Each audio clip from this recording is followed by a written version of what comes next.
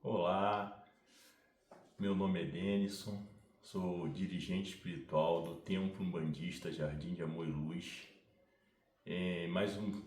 Viemos aqui dar continuidade, na nossa playlist Despertar do canal Tujal. Esse é o segundo vídeo. É importante, quem não viu, veja o primeiro vídeo que a gente falou sobre ponto de vista, até para que vocês possam entender que a gente vai estar falando aqui de Umbanda através do meu ponto de vista, Mas que o ponto de vista não tem nenhum problema, porque pode ter vários pontos de vista e na realidade o importante é que a gente pode somar esses pontos de vista para ter uma visão maior, do todo.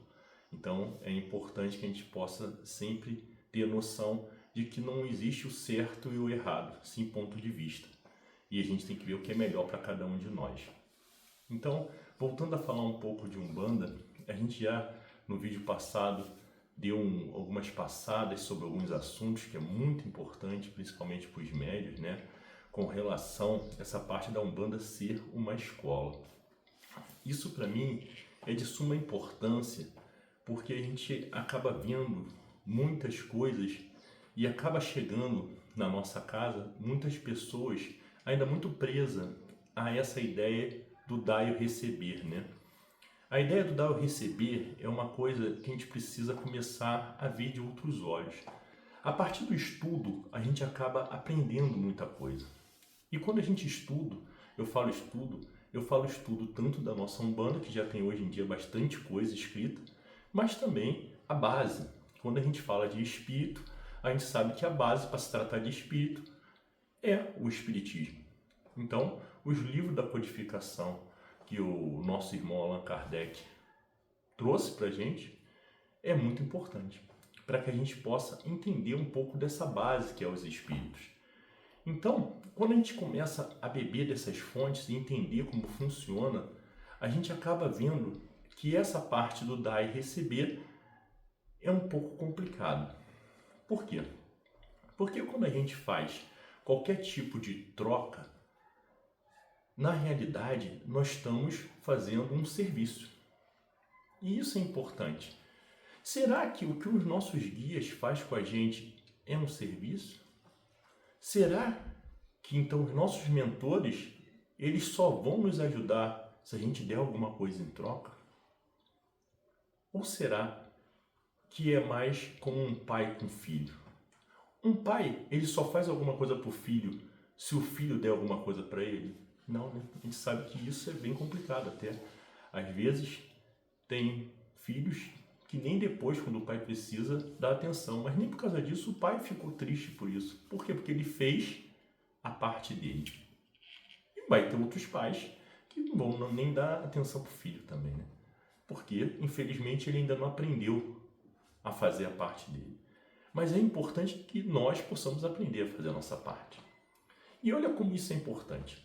Só para que a gente possa ter uma noção, eu vou criar aqui um exemplo imaginário de uma pessoa que está passando por alguns problemas na sua vida e ela resolve ir numa casa, num centro, que não, teoricamente, a gente pode chamar de Umbanda, porque muitos dão o nome de Umbanda, mas não segue, vamos dizer, o que a gente acredita que é Umbanda, porque como eu acredito que o Caboclo das Sete Encruzilhadas trouxe a Umbanda para o Brasil, eu acredito no que ele disse, E o que ele deixou muito claro é que a Umbanda seria a prática da caridade. Então, seria a manifestação dos espíritos para a prática da caridade.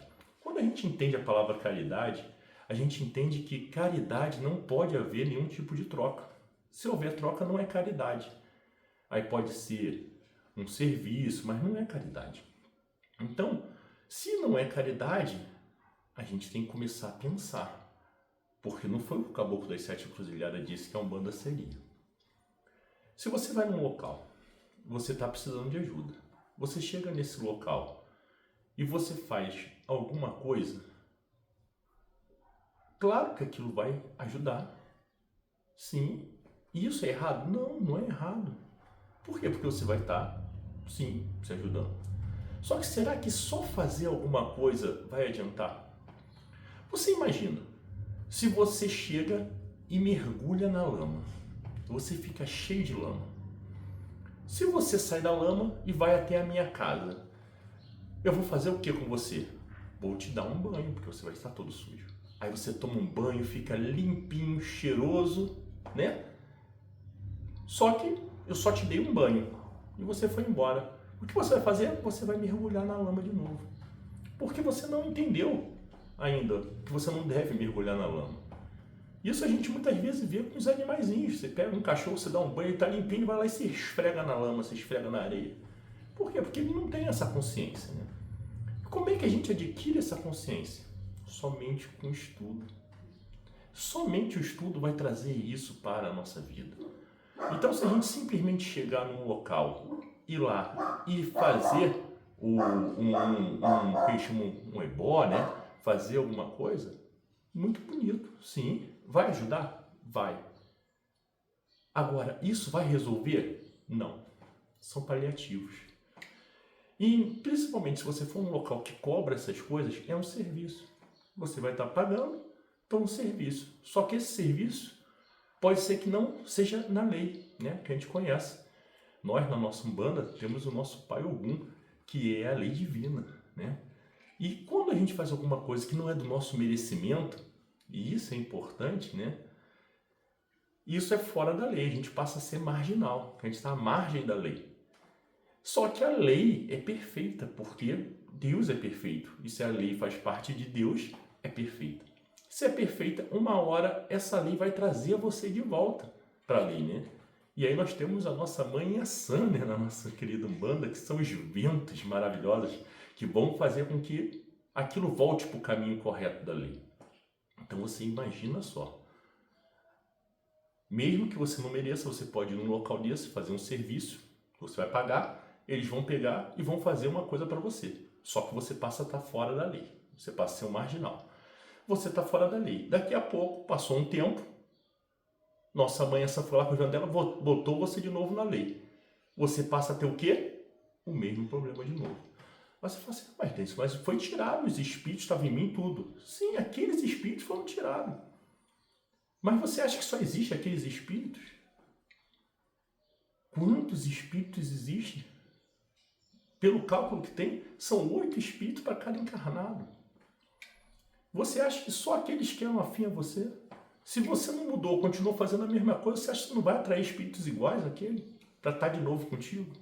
Então, olha como isso é importante. Como é importante a gente entender que a melhor coisa que a gente faz na nossa vida é aprender. Quando a gente aprende, a gente vai entender o que Jesus falou, né? Que somente a verdade liberta. A verdade é isso, é você aprender, é você entender. Isso vai libertar você. Isso vai fazer com que você comece a ver as coisas de outra forma, que a gente chama, né, que também no próprio Espiritismo chama muito da reforma íntima.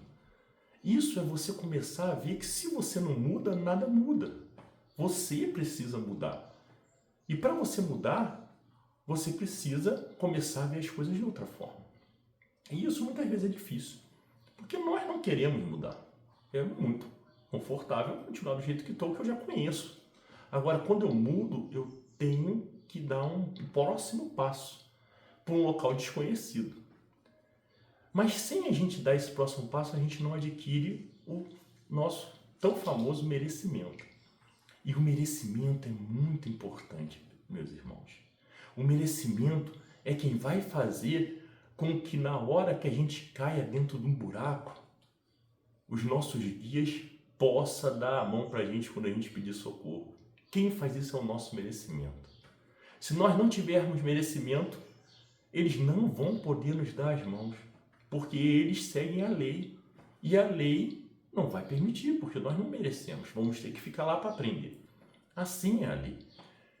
Então, quanto mais a gente faz a reforma íntima, quanto mais a gente estuda, quanto mais a gente aprende, quanto mais a gente pratica, porque, como eu sempre gosto de falar, o conhecimento puro não ajuda em nada, porque isso só pode trazer para você arrogância, prepotência, e aí não adianta. Você tem que ter o conhecimento e colocar esse conhecimento em ação, e aí isso é o que a gente chama de exatamente a sabedoria, que é colocar o conhecimento em prática. Então, meus irmãos, é isso que a gente precisa buscar, é o aprendizado e colocar esse aprendizado em prática na nossa vida, no nosso dia a dia, não somente no terreiro, mas em todo o nosso dia. A gente começar a mudar as pequenas coisas e a gente começar a vigiar o que a gente está fazendo. Muitas vezes a gente vai ainda cometer equívocos porque nós ainda estamos aqui encarnados e sabemos que esse mundo é um mundo ainda primitivo. Mas nós temos que vigiar, porque quando a gente cometer esses equívocos, a gente precisa sim saber pedir desculpa, a gente precisa sim tentar fazer alguma coisa para reparar o nosso erro. Mas também não adianta a gente ficar pedindo desculpa para sempre. A gente precisa aprender. E o vigiar é isso. É que hoje eu vigio, eu já errei. Da próxima vez eu vou vigiar para antes de errar eu já poder me corrigir. Até uma hora que eu não vou precisar mais me corrigir porque aquilo já passou a ser natural. Mas até aquilo ser natural tem que estar vigiando. Isso é muito importante. A gente entender que a gente precisa evoluir. Porque todos nós estamos aqui para evoluir. E esse mundo é uma escola. Isso aqui é uma série que nós estamos passando. E a gente só consegue passar dela se a gente conseguir se libertar dessas sombras que a gente ainda traz dentro de nós, dentro do nosso próprio espírito, né? Vamos dizer assim. Esse espírito que não vem só dessa vida, né? É um espírito que já teve várias outras vidas. Então traz muita bagagem, mas também traz muita bagagem boa, mas também traz muita bagagem ruim. Coisas como a gente hoje, né? A gente hoje faz coisas boas e faz coisas ruins, e nas outras vidas também acabamos fazendo, né?